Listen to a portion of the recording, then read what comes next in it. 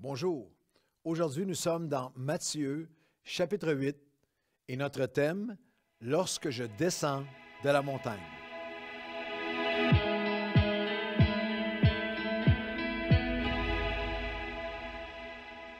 Bonjour à tous et bienvenue à votre café matinal. Nous allons chapitre par chapitre dans les évangiles et Matthieu, chapitre 8. Si vous avez manqué un des 7 chapitres précédents, ils sont tous là. Et nous sommes dans Matthieu chapitre 8 et notre thème, c'est « Lorsque je descends de la montagne » parce que le premier verset de Matthieu chapitre 8, nous lisons ces mots. « Lorsque Jésus fut descendu de la montagne. » Il y avait une grande foule qui le suivait, mais voici, verset 2, « Un lépreux s'étant approché, se prosterna devant lui et lui dit, « Seigneur, si tu le veux, tu peux me rendre pur. » Je vous donne un témoignage. Son nom était Agnès. Elle est née en Albanie. En 1928, à l'âge de 18 ans, elle s'est rendue en Irlande sentant une vocation pour devenir une sœur, devenir une religieuse.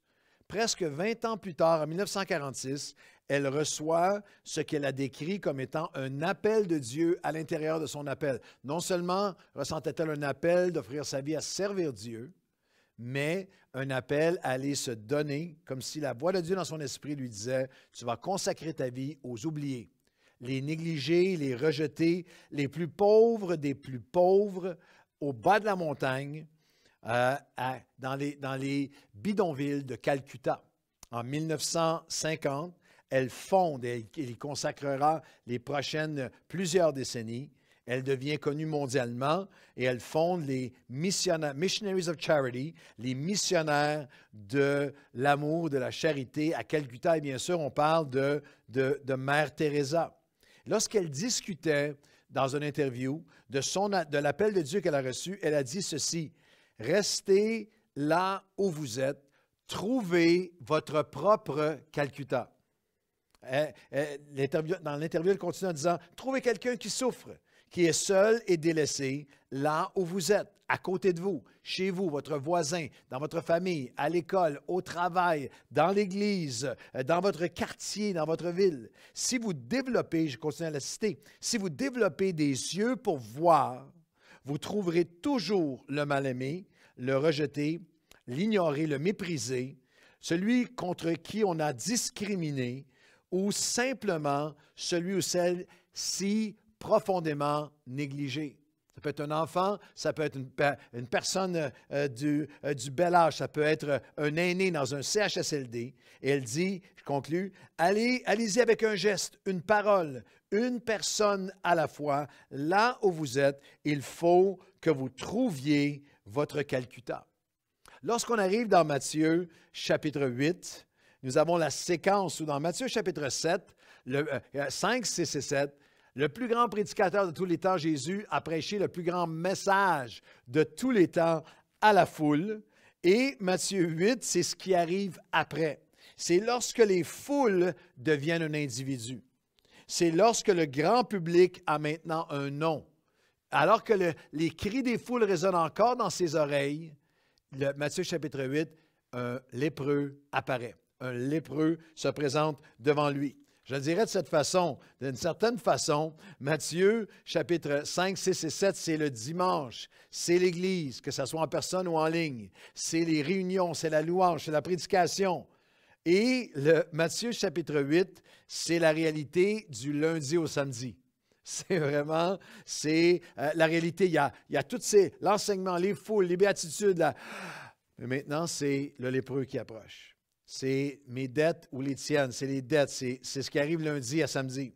Les dettes, les descentes, les doutes, les douleurs, les deuils, les défaites profondes dans nos vies, les départs, les déstabilisations, ce qui arrive, qui surgit dans nos vies. Chapitre 5 à 7, c'est les dimanches, c'est l'Église. Chapitre 8, c'est lundi à samedi. C'est le bas de la montagne. Chapitre 5 à 7, c'est le haut de la montagne. Chapitre 5 à 8, c'est le bas de la montagne. Chapitre 5 à 7, c'est notre interaction avec Dieu. Chapitre 8, c'est notre interaction avec les gens autour de nous. C'est littéralement... Et Jésus brille. 5 à 7, il est le suprême enseignant, le suprême prédicateur. Mais dans le chapitre 8, il est celui qui, de manière suprême, guérit, console, apporte la vie. Dans le chapitre 8, dans son lundi, pour garder la séquence, dans son lundi, Jésus fera face au bas de la montagne. Son lundi au bas de la montagne inclut un lépreux, un capitaine romain avec un serviteur paralysé, son ami et disciple Pierre, dont la belle-mère est affligée d'une fièvre qui menace sa vie.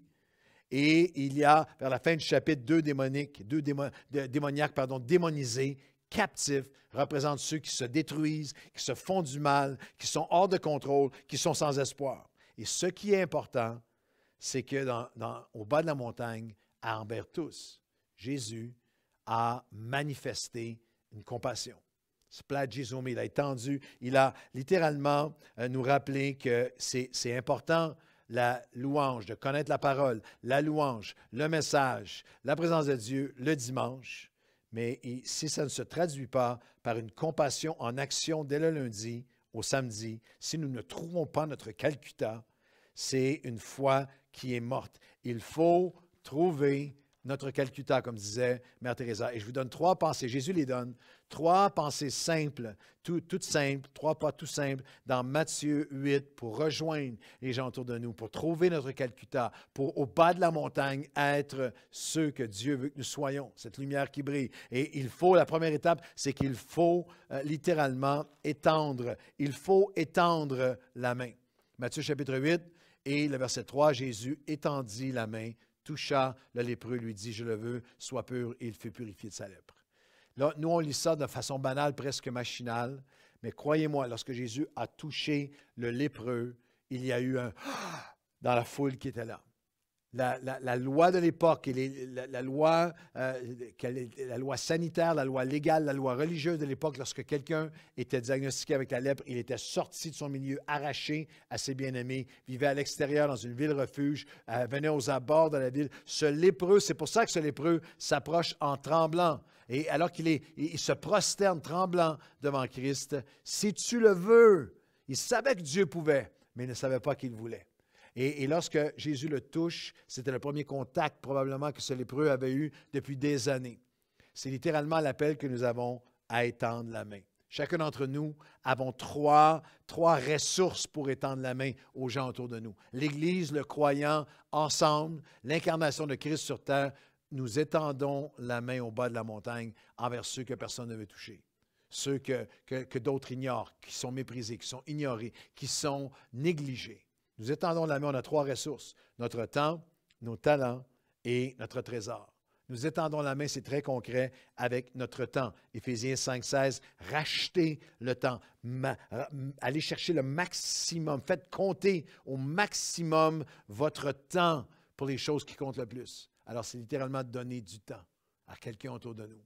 C'est notre temps et c'est nos talents. 1 Pierre 4,10, chacun de vous avait reçu un don particulier. Utilisez-le en vous servant et en vous aidant les uns les autres comme de bons gestionnaires intendants des richesses de la grâce de Dieu qu'il a distribuées en vous. 1 Pierre 4,10. Et avec notre trésor, avec nos ressources. Jésus a dit, c'est ça qui indique ton cœur. Il y a quelqu'un qui a dit, il y a deux documents ou 2 items qui déterminent réellement plus que n'importe quoi d'autre quelles sont nos vraies priorités.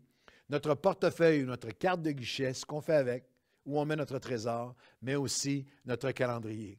Là où on met du temps, là où on utilise nos talents pour étendre une main. Aujourd'hui, demain, étendez une main à quelqu'un près de vous. Étendez la main de votre temps, de vos talents, de votre trésor. Au bas de la montagne, nous ne sommes pas chrétiens, nous ne sommes pas Christ, nous ne sommes pas son incarnation si nous n'étendons pas la main. Et au bas de la montagne, là, il faut trouver notre Calcutta. Lorsque je descends de la montagne, il faut, dans Matthieu 8, il faut étendre la main et il faut élever notre foi.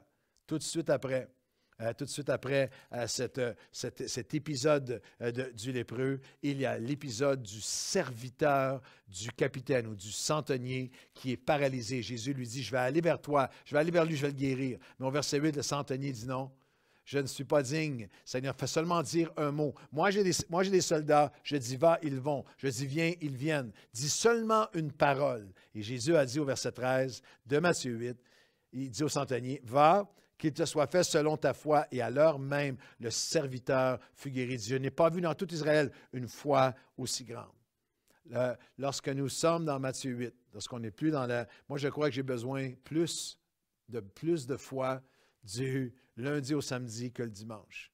Dans Matthieu 7, dans la présence de Dieu, l'enseignement, la parole, mais le lundi matin, le mardi, là, face aux lépreux autour de moi, face aux gens qui souffrent tout près de moi, face à ce que Dieu m'appelle à traverser, face aux tempêtes, parce que dans le même chapitre, il y aura une tempête. Il a prié, le centenier a dit, Seigneur, a manifesté sa foi, la foi qu'il a toute autorité, et la foi qu'il peut apaiser la tempête. Lorsque Jésus a calmé la tempête dans Matthieu 8, il a dit, pourquoi avez-vous si peu de foi?